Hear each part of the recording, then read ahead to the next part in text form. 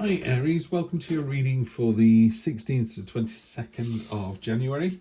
Do a quick 5-card read: present position, present expectation, unexpected, short-term future, Monday, Tuesday, Wednesday, long-term future, 1 to 3 weeks from when you read this. Energy on the bottom, King of Cups, cool, calm, collected. He's just the King of Cool, this guy. We've got, it's hard to see, but we've got squid and fish swimming quite happily together. So he's bringing, predator and prey and enemies together. So it's a very diplomatic energy this week. There you go.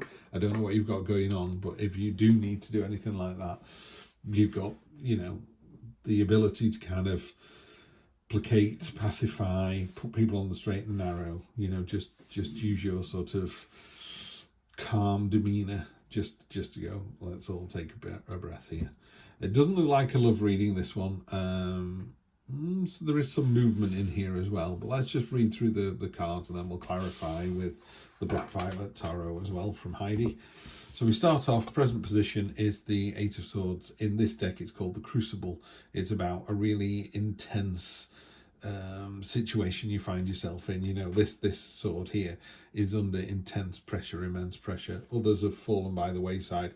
These are sat here terrified, but you win. You come out the other side. This is a successful card. This is a card of embracing the dark side and just going, do you know what? No one's taking me down this week. I've got this.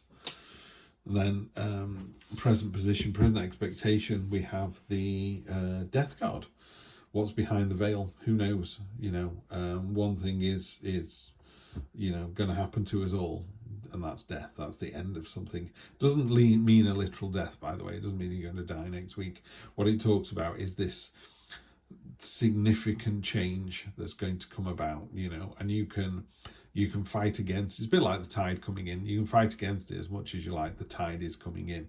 So if you're in a situation at work where it looks like the newbie who started in December is going to get promoted over you, you just need to go, right, that's the situation. How do I deal with it? If you're in a relationship, it's not going as well as you think, and you think, we're coming to the end of that relationship, that's the situation. It's not the situation, it's how you deal with the situation. So change it's really important. In a more traditional Rider-Waite deck, you have a king who's dead. You have the bishop who can't believe that death is coming for him. You've got the young woman who's pleading and saying, I'm too young. And then you've got a child who's holding up a flower to the skeleton and the white horse going, funny man on a white horse. Because kids embrace change. You say to a child, we're moving towns. They get a bit anxious. And then, 3 weeks later, they're playing with the new mates in the street outside. So it's embracing the change. That's what you need to do. What's unexpected about that is really nice. I mean, you've got some really powerful cards here. This middle three are all major arcana. Pardon me. You got the World card. When the Fool goes through his journey, the last card he comes to in the major arcana is the World. It's normally a portal, and he just meets this creature, could be female, and they just invite him through. The world is your oyster. You step through, you level up, you go on to the next thing. Love to see this energy. It's interesting. It's in the unexpected, so we'll clarify in a moment and see if that gives us any further news. But yeah, fantastic. So basically, after this big change, it's a change for the better. There you go. That's simply put. You've got a big test that you pass. There's a change coming. It's a change for the better. And then after this big change, short-term future, so Monday, Tuesday, Wednesday of next of that week, you got another one of my favourite cards in this deck, mainly because of this guy's expression on the Hanged Man. This is about giving yourself up willingly to a situation that you cannot change. Yeah, he is, again, in a normal Rider-Waite deck, he's hanging from the Tree of Knowledge voluntarily in a very deliberate way. He is committing to the Tree of Knowledge. He wants to see your point of view. He wants to, not your point of view. He wants to see the other's point of view. It's a card of losing the battle to win the war. We were talking about maybe there's some young buck who's going to take your job. Fine. So what now? What next? Yeah. Do you let them? Do you fight against it? Do you not fight against it? Do you work with them? Do you become this fantastic duo? Do you become Batman and Robin? There's nothing wrong with this situation at all. And if there is, there's nothing you can do about it other than Be the better person and rise up. Learn from the experience. You know, give yourself up to the situation. Love to see that there. And then finally, if, you know, on the early part of the week, by doing that, by taking that, lose the battle to win the war, by being the bigger person, taking the high ground, if that still doesn't serve you, still doesn't work for you, just go, do you know what? I'm sailing away. You know, down here we've got the boats. It's really hard to see, but they are, you know, there you go. Tiny little boat sailing away from these enormous, rusty, useless swords. These are your burdens. These are the things that you carry around on your back or in your head. They don't serve a purpose. They're of no use to any of us. You know, it's time to sail away. Just take what you need and sail away. It does remind us that we take our burdens with us. So if you've got money problems in one state and you move to another state, guess what? Those money problems are still there. You know, you moving from one country to another across the world, you still put your own head on the pillow at night. So this is a card of sailing away from the situation that doesn't serve you, or the way the situation is at the moment doesn't serve you, and then doing something about it. Yeah, you're not running away from the situation. You're just going, do you know what? If it was a relationship, you'd be like, look, I've asked you over and over again, if you don't come off nights, this isn't going to work, because I only see you 20 minutes a day for 2 weeks, and then you're home for 2 days, then you're gone again. It's not good for me, it's not good for the kids, it's not good for the long term. You know, is the money that important? You know, is there another way to do this? And that's all it is. You're kind of moving away from a situation that doesn't serve you. So we'll clarify, and then I'll let you get about your business. On top of the crucible and the test, there's the devil card. The devil card is a willing prison. These people are willingly allowing themselves for the devil to take them.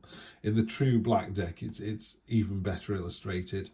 The devil has a load of chains coming off her hand, and she's holding them really loosely. The devil doesn't come into your bedroom and steal you away. The devil just goes, do you want another beer? Do you want to have an affair? Do you want to eat another donut? And you go, yes, please. And they go, brilliant. And if you go, no, thank you, like a bully, they just melt away and they go to someone else. They're not here to graft. The devil just goes, do you want another one? And if you go yes, they go brilliant. And if you go no, they go, okay, I'll go and ask the other person. Literally a door-to-door salesman, you know. If you don't want it, somebody else will. So it's just a warning after this incredible test that you go through and pass successfully. Yeah, don't think. I know what it is. It feels like I'm one of those people that if someone said, I used to say to my teachers many, many years ago, what do I need to pass the test? And they say 55%. And I get about 55, 65%. And I'd be quite happy with that. You know, I did what I needed to do and I passed the test. My wife, on the other hand, if she gets 100 out of 100, she gets cross that she didn't do it faster. Yeah, it's the same exam. She's got a way better result than me. Another example is years ago, I saw the Olympics, and they interviewed the guy that was supposed to get gold in the javelin, Steve Blackley, I think his name was, or Steve Backley. And they interviewed him, he got silver, and he was just gutted. He was like, he said, I'm so disappointed. I've let the country down and let myself down. And you're thinking, but you got silver, man. You know, that's absolutely brilliant. In the whole world, you're number 2. That's pretty high up. And, you know, the guy that won gold was overjoyed and it was a surprise, blah, blah, blah. Then they interviewed the guy who got bronze and he was just giddy. He was so pleased to have got bronze. And I thought, so you finished lower than Steve, but you're so much happier. Yeah. So I think it's not about your result. It's about what it means to you, how you deal with that. And that's what the devil does. You know, it tries to go, you know, silver isn't good enough. And some people just go, you're right, it's not good enough. And I need to go around with my head down. Oh, I'm so full of shame. Or you just go, I say it's brilliant. You know, number 2 in the world, I'll take that. Thanks very much. The star. Wow. Okay, so you embrace the change, and by embracing the change, you get hope, you get promise of a new start. It's all coming together. It's all connected. You're aware of this. There are good days and bad days, and one leads into another. You know, she's pouring water onto the land and into the pool, and the water from the land goes into the pool and then goes up as rain and comes back round again. It's the beautiful cycle thing of tarot. But it is, you know, your North Star. What is it that you want? What's your hope and dream? What's the number one goal? Dream hard. You might as well. Dream hard, dream high. On the unexpected card, you've leveled up. and you thought it was quite difficult. You thought it was a burden, or you think it's a burden to get where you're trying to get to. I don't like this card, Heidi. I'm really sorry. Normally the burden card is those ones on the back are supposed to be weighing the person down. You know, it's supposed to be like, woe is me, I've got this enormous weight on my back. It's, you know, and in a traditional Rider-Waite, the actual destination is here, so you can see where you need to be. This feels quite isolating as well. This does feel like, oh, woe is me card, and it shouldn't be. You know, the burden card is a 10, so you're almost there. It's the completion of that phase. In this true black deck, it's a Goliath beetle with a load of sticks on its back, and it can carry 100 times its own weight. There's also another beetle getting a free ride in there. And it's a card of, you know, don't worry about other people. You just stay on your own path. You're doing the right thing. Let them worry about their lives. You worry about yours, and you'll be fine. You're almost there. That's what this is saying. You're almost there. Wow. And you've got the world again. Right. Brilliant. So you're doubling down. This is the second reading of the third reading I've done today. And another card that's doubled down. I think it was Gemini got the Fool twice. So you got the world twice. It's stepping into the next leveling up. It's about leveling up. Let me just read. I don't think I've ever had this card in this deck, and I do like to read the cards as they're given to me rather than, I know I keep talking about Rider-Waite quite a bit, but if we're just going to go down the Rider-Waite route, it's very linear. The world, completion, accomplishment, wholeness. The world depicts the silhouette of a woman leaping joyfully across the night sky, throwing violets into the air against the backdrop of a full moon.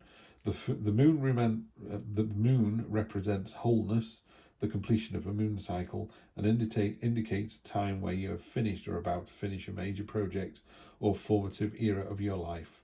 You've done and accomplished a lot, and now it's time to celebrate before jumping into your next chapter. There you go. Love, love, love. And then, yeah, well, why not? And then, you know, we were talking about sailing away from something that no longer serves you. That's successful as well. Everything you're doing this week, you know, when you go, do you know what? I'm not listening to the devil. Great result. I'm going to go with my number one dream. Great result. I'm going to go through the world. I'm going to level up. I'm going to go on to the next level. Great. That's a result. And it ends up this week with you deciding that, you know, this doesn't serve me anymore. You're unnice. It's not going to happen anymore. Let's move on. So you've got this resolution coming, and then the resolution to the resolution is the Three of Cups, which is a card of friendship and celebration and synergy and coming together. You know, it's a really joyful card. The easiest way I can explain this card is, you know, sometimes people get promoted at work and you're like, yeah, whatever.